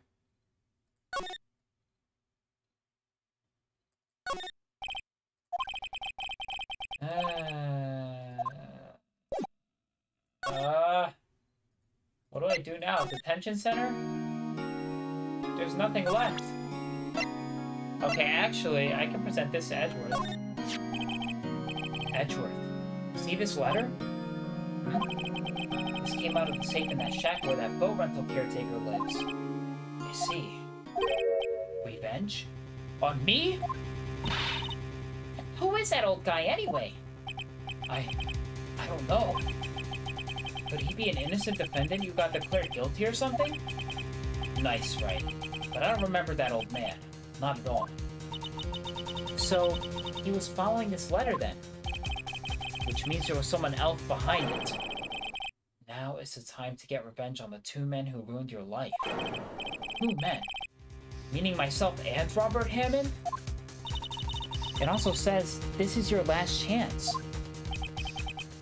Last chance. Wait. Maybe he's talking about the statute of limitations on the DL6 incident. Wait. That old man. What is it? Do you know who he is? Yogi. Could he be Yogi? Yogi? The suspect in the DL6 incident. The one who was found innocent. Okay, I'm gonna go back to Grothburg now. Still nothing? What the fuck, man?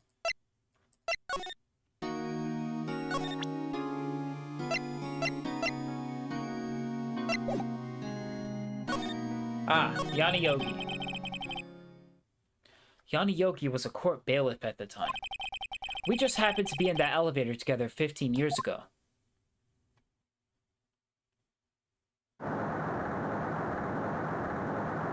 Oh, that's why he's scared of earthquakes. The quake was incredibly strong. Before I knew it, everything was dark. We were there for so long. It felt like forever. The air thinned, and the darkness closed in on us in that little box. We became unsettled. Help! I can't breathe! Quiet! I said quiet! You're not making this any easier. I want to get out. Help! get us out! Don't shout! You'll just use up more oxygen!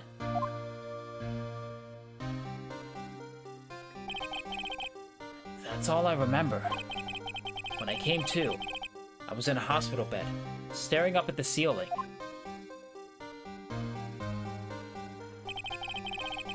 In court, Yanni Yogi's mental condition was called into question. They claimed the oxygen deprivation and stress had caused temporary insanity.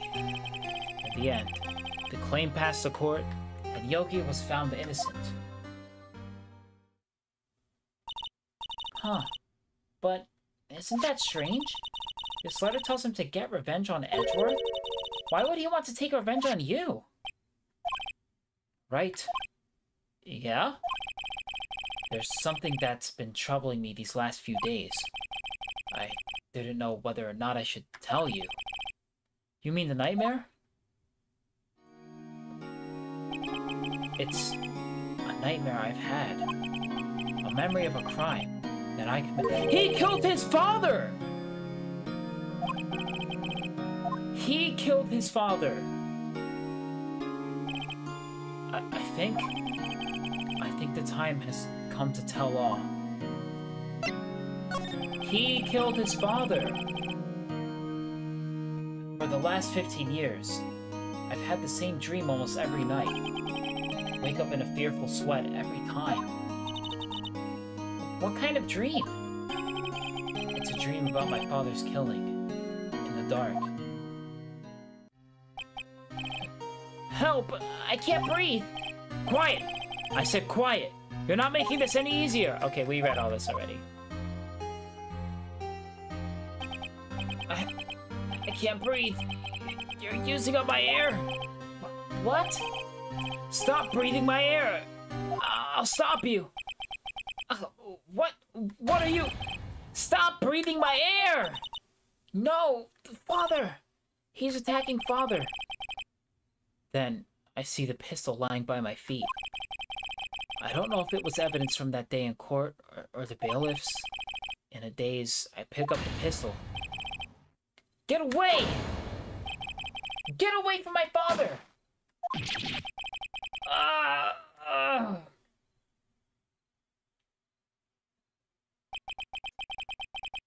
And with that scream, I wake. It's a bone-chilling scream. A scream that has rung in my ears for the past 15 years. But that's just a dream, right? Right? That thought is the only thing that has kept me sane for the last 15 years. But what if I'm wrong? What if it's real? They say that sometimes people shut out memories in self-defense. Maybe it was I who killed my father. What? If you think about it that way, this letter makes sense. Get your revenge on Miles Edgeworth? Think about it. Yogi was really innocent. That's why he wanted revenge against me. Wait, Edgeworth, you mean? It was me. I was the true criminal of the L6. I shot my father! This is bad. What are we gonna do, Nick? What can we do? I don't know. I don't think there is anything we can do, like it or not. If there's someone else who knows a lot about the DL6 incident, maybe. There is, Nick! There is someone else who knows about DL6. And that's who I've been trying to get to for a bit here. Grossberg. December 27th, Grossberg Law Offices. Mr. Grossberg! Ah, hello there. What's wrong? You look troubled. No kidding. I can't believe you're not. My. Just calm down and tell me what's happened, hmm? It's Mr. Edgeworth. He...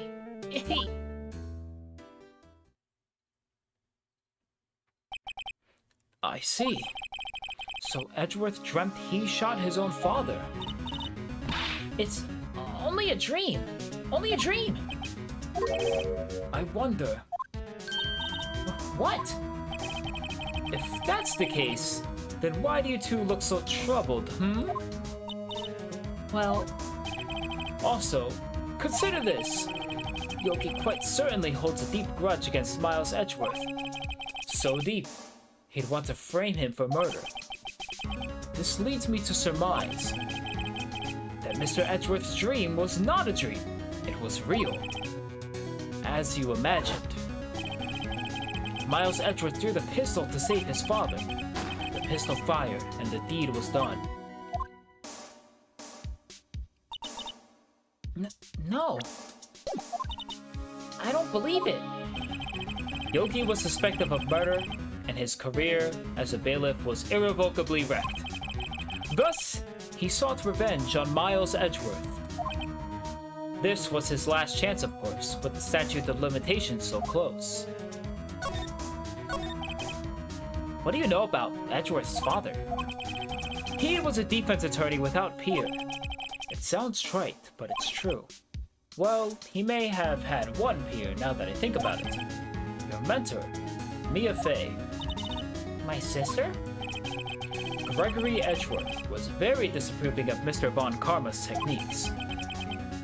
That's no surprise. Von Karma is an extreme man. Forged testimonies and evidence are nothing to him.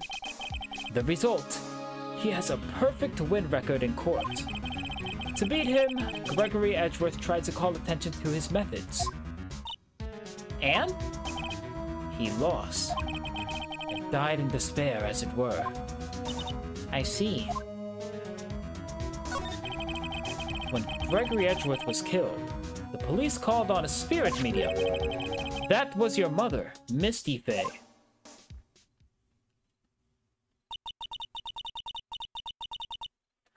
I am Gregory Edgeworth. I have been killed. The one who shot me was the bailiff, Yanni Yogi. Yet Yogi was found innocent. That's when my mother left us. Everyone called her a fraud. That's right. Everyone thought she was, you see. Yet, now that I think about it, it seems the one who lied was Gregory Edgeworth's ghost. Gregory Edgeworth must have known who shot him. I don't believe it. So you're saying he falsified his testimony? That Edgeworth's dad lied to protect his son? It's only a possibility, mind you.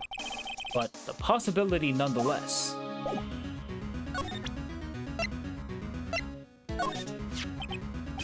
Oh, so this is the letter. It does seem that Yogi was following this letter when he killed Hammond. But why kill Robert Hammond? Hammond was a skilled defense attorney. But he defended clients not for their own sake, but for his own. Huh? His own sake? He never trusted his clients, that one. The only thing he trusted was his own ability. But he got his client found innocent, so why should it matter? Actually, my dear, it's quite different. He won that innocent verdict for no one but himself. Yogi was a free man, but socially, he was ruined. Huh? You'll understand soon enough. Wait, what is it? This letter. I've seen this handwriting somewhere before. A long time ago. Whose handwriting was this? Do you have any idea who wrote this? Could it be Manfred von Karma? Von Karma? Why would he have something to do with this? Well, I'm not sure. Von Karma. Von Karma. Wait! You're right, my boy! This is Von Karma's handwriting. I'm sure of it! I used to see it all the time on court reports. What? But that means the one who told Mr. Yogi to kill was... Correct. Manfred von Karma himself. What does this mean, then? Why would Von Karma want to frame Edgeworth?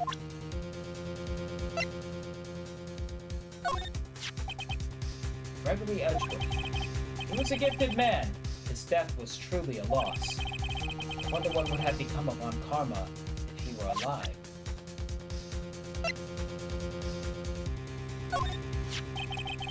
This incident took place 15 years ago tomorrow. But Tomorrow we'll see the completion of not one, but 2 trials. All thanks to the statute of limitations. However, I'm afraid the damage that the L6 incident has done will never be eased.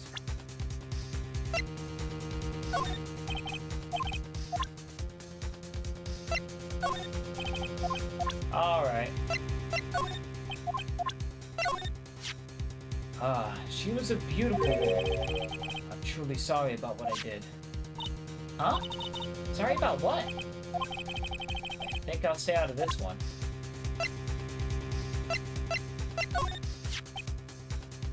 In any case, it's good that the one shooting isn't Miles. You bet it's good. I can't believe the fiendish planning that went into this murder. When he almost fell right into his trap. What a creep!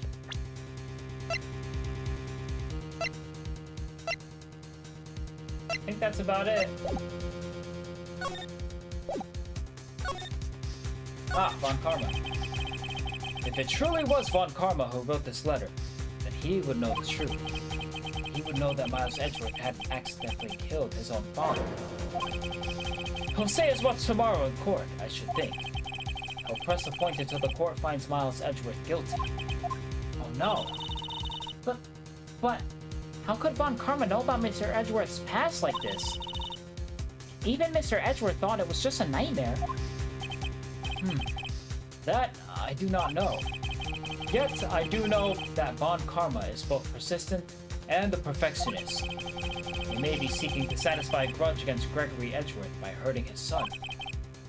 What do you mean? It was 15 years ago. Von Karma met Gregory Edgeworth in court, and Von Karma did win. But he didn't make it through the trial unscarred. What happened to the trial between Edgeworth's dad and Von Karma? Von Karma got the guilty verdict he wanted. He won the trial. Gregory Edgeworth accused Von Karma of faulty evidence. And though he lost the trial, Mr. Edgeworth's accusation stood. Faulty evidence? It was the only penalty Von Karma has ever received in his career as a prosecutor. Gregory Edgeworth dealt a blow to his perfect trial record. Wow! It must have been quite a shock for Von Karma. He took a vacation for several months after that, you see. A vacation? Yes, an unusual event for the man. That was the first and last vacation he's taken in his many years of prosecuting. Really? He doesn't take vacations? Like, go to the sea or, the mountains? Don't tell me he's never been to Europe! You have strange ideas about vacations, Maya. In any case, that was the only time he took a vacation from work. I believe the penalty upset him quite a lot. Odd. If he wanted to keep a perfect record so badly, why would he take such a long vacation? What do we do, Nick? Von Karma's gonna bring up DL6. You can bet on it. What if Mr. Edgeworth pleads guilty to DL6? I won't let him. Yes, Mr. Wright. I hate to say this, but even accidental murder is murder, you know. I know that. I just believe Edgeworth's innocence. I can't believe he'd kill someone. But Nick, Mr. Edgeworth admits it himself. His father must have lied to protect him from beyond the grave. I don't care! I know he's not guilty. Mr. Wright, if you say so, I suppose I could go check again. The police files might hold something of interest. Mr. Grossberg, thank you. I can't promise anything. In fact, I think the chances of finding something are slim. I understand. Police materials.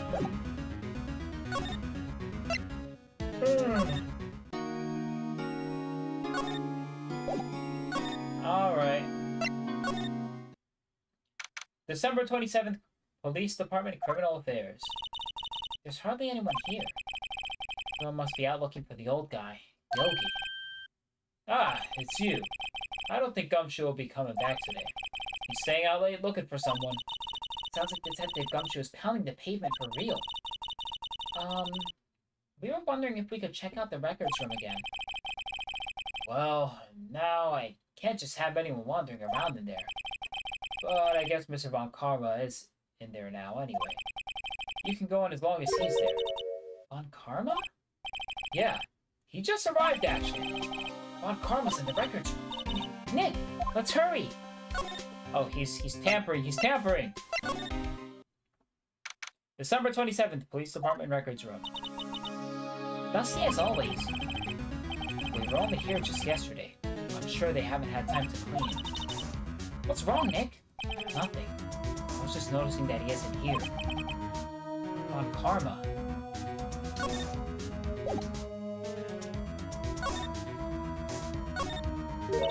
Huh? One of the drawers here is open. Someone must have been looking in it recently. The label says unsolved cases, evidence. Huh. Unsolved cases? Nick! The file for DL6. It's completely empty. What? What are you doing in here? Von Karma? You. How do you know my name? Huh? Have we met? What are you saying? We see each other every day, don't we? We're Miles Edgeworth's defense team. Defense team? I beg your pardon. You see, I rarely remember defense attorneys. They're like bugs to me. Needless things to be crushed. I could see how this guy was Edgeworth's mentor.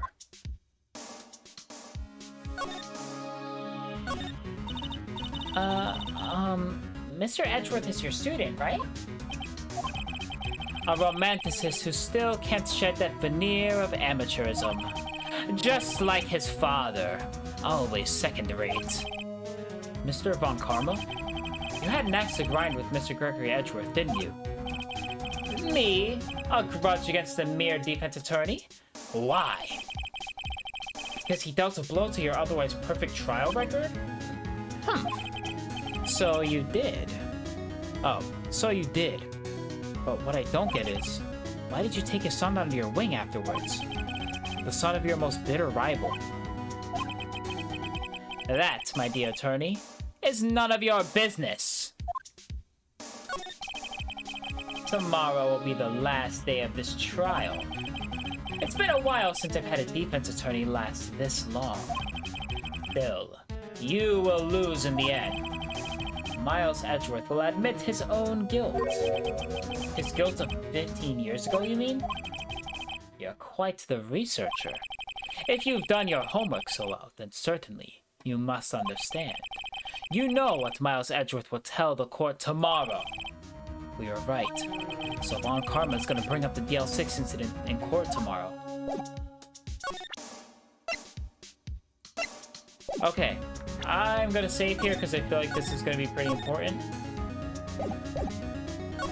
Okay.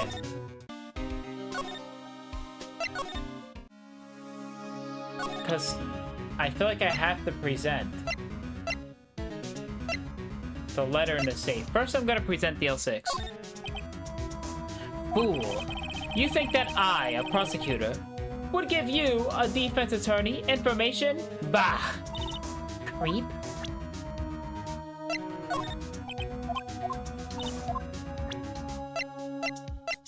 What if I point the gun at him? That'd be kind of funny. Not gonna lie. Be a little funny.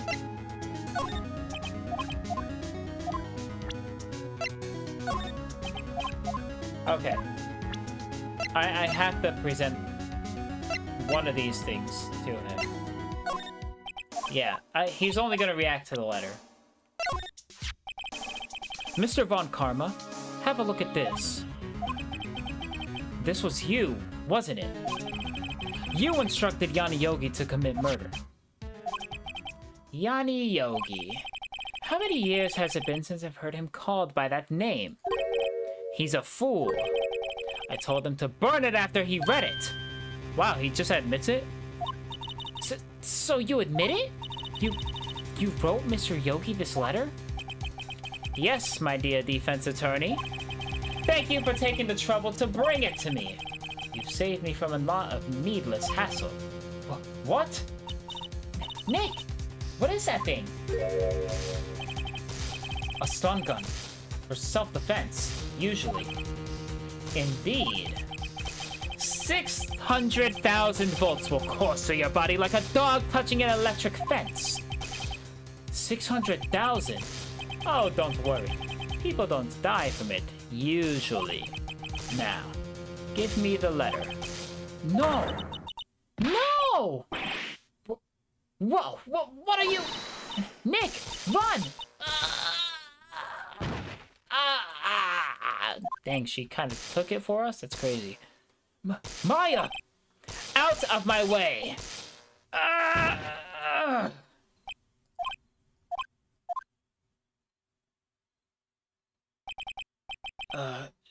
He got us. The letter's gone, of course. And he took the DL6 evidence. All of it. Back to having no clues. Wait. Maya jumped first. Maya! Is she okay? Maya!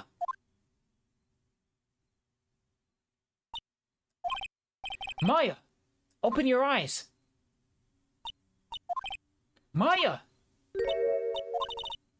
The letter... Did he take it? Huh? Oh. Yeah. Are you okay? I couldn't stop him. I jumped as fast as I could, but one shot from that thing knocked me out cold. I'm useless. I'm no good as a lawyer or a medium. I can't even call my sister. Not even now, when I need her the most. I wish I hadn't woken up at all. Oh, that's kind of depressing. Maya!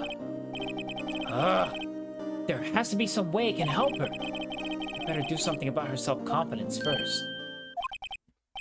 Maya, she's holding something. What's that? A bullet?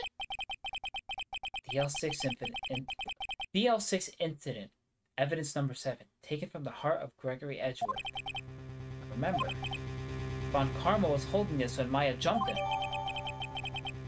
Taken from Gregory Edgeworth's heart, still bears clear ballistic markings. I'll prove it to you, Maya. You're most definitely not useless. I'll prove it to you in court tomorrow. To be continued. Speaking of to be continued, it is 12:30. I am tired, and I am gonna call it a night. Trial begins next stream, baby.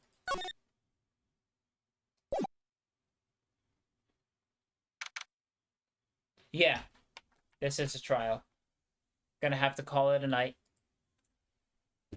Y'all are gonna have to wait a couple more streams to see the end of the saga. Chapter 4. GG. Dang, I didn't even know you were still here, Jordan. I thought you fell asleep. But yeah, thank you for staying. Thank you for watching. And I will see you all soon. Probably gonna stream tomorrow. And then Friday, we have the viewer request. I don't even know what I'm playing for that, to be honest. Maybe I'll just continue more Phoenix Wright. I don't know. But yeah, we'll see. Hope you all have a great night, and I will see you all soon. Love you all. Thank you so much for coming. Good night.